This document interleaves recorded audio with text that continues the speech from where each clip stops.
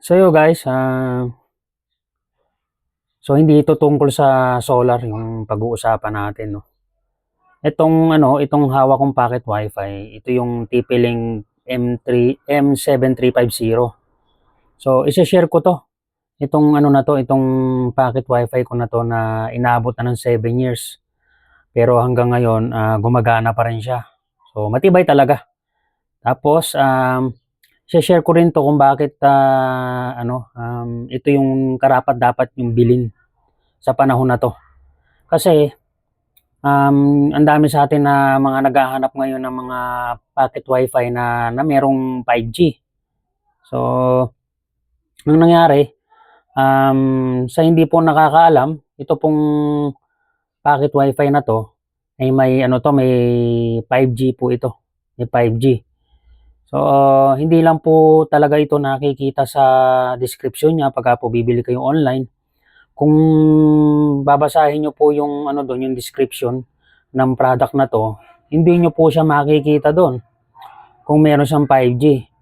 Ngayon po, para po makita niyo yung 5G at ituturo ko na rin po sa inyo kung papaano niyo po siya ililipat ng 5G. So ito po dito po sa taas may pindutan 'yan, ito. So ayan. Tapos ito po, 'yan.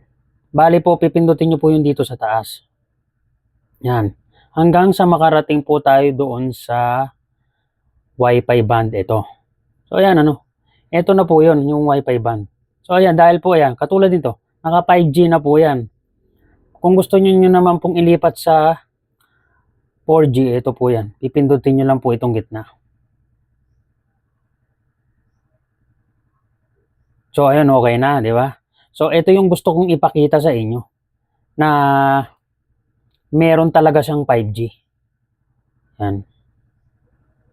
So, sa lahat po ng hindi nakakaalam na itong product na 'to, ito yung item na 'to ay meron po itong 5G.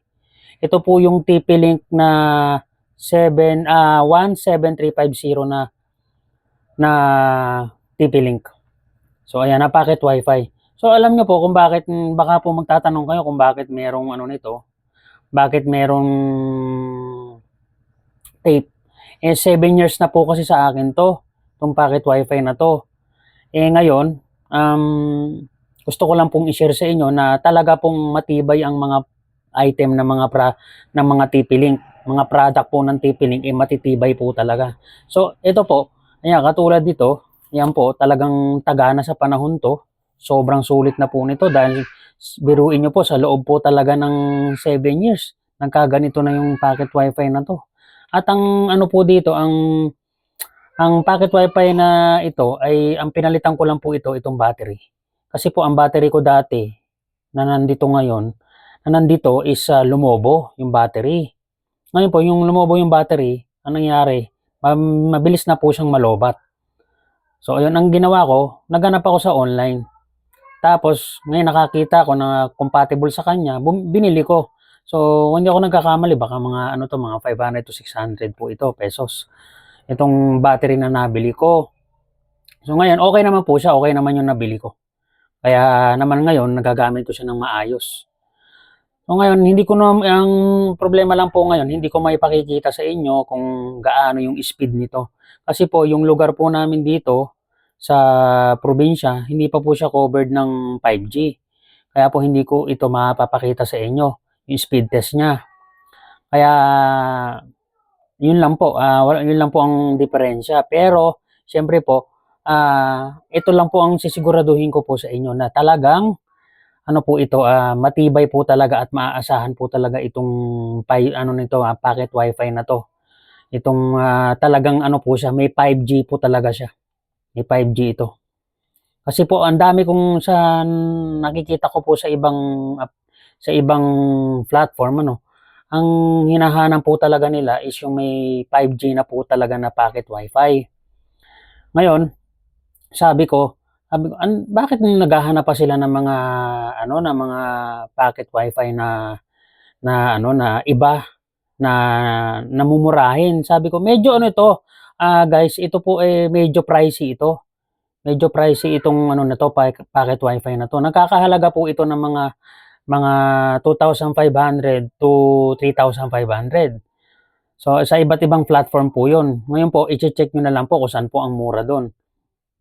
Tapos, ito pong ano na to, packet wifi na to is, ano nga po, na inire-recommend ako na ito na lang po yung bilhin nyo. Kaysa naman po bumili kayo ng mga nakikita ko na less than 1,000, pero ang dami-dami pong mga negative comments dun na nabasa ko na hindi nga raw po gumagana, hindi daw po maano yung password nila dun, hindi raw po gumagana yung admin, tapos hindi naman daw po naka 5G talaga.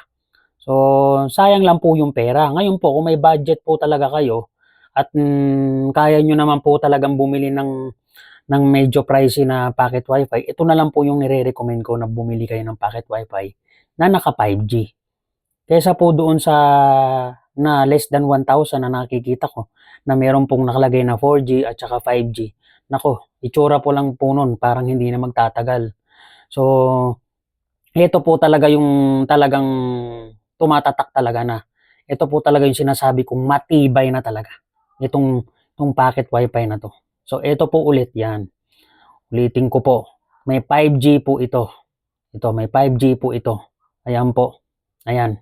Ayan na po mismo ang ebidensya na may 5G po ito. Kaya po, hindi nyo po kasi makikita ang item na ito na may 5G kung hindi niyo mabibili o hindi ninyo mahahawakan. Kasi po, syempre, pagbili nyo, hindi nyo naman po pwedeng sasabihin na, kailangan, anuhin ko muna, tingnan ko muna ito kung meron 5G. At kung wala, hindi ko bibilin. At kung meron naman, bibilin ko. Hindi naman po natin pwedeng ganong sabihin. Ano po? Tsaka po, hindi po basta-basta nakakabili ng mga ganito sa mga nagtitinda po talaga ng mga packet wifi o mga router o mga modem. Sa ano lang po karamihan nakakabili nito sa online. Sa online ko lang po nabili ito. Yon, kaya po ang nangyayari is sa online po marami talagang ganito nagbebenta sila ng ganito. Kaya po, ito lang po masasuggest ko talaga na meron po sa isang platform na makikita nyo po doon na legit po yung bilihan doon. So, nagkakahalaga po siya ng 2,600 to 2,700. So, ayun, yun po yung binilan ko nito. So, hanggang ngayon po, meron pa rin sila. Kaya po, yun lang ang aking mai-aano sa inyo na para po hindi masayang yung pera ninyong ipambibili nung less than 1,000 na packet wifi, ito na lang po yung bilhin ninyo. Ito na lang po yung bilhin ninyo na packet wifi. Kasi po, nakakasiguro po talaga kayo na matibay po ito at talaga pong maaasahan. Tapos, ito pa po, idadagdag ko ha. May idadagdag po ako ito. Open line po ito. Ngayon, ito po, nagamit ko na po ito sa mga bansang UK, sa Oman, na ano ko na po ito sa Oman, nagamit ko na po ito. Ito sa Oman, tapos sa bandang ano po sa Malta. Yan po sa Malta, sa France. Yan, nagamit ko na po yan sa France.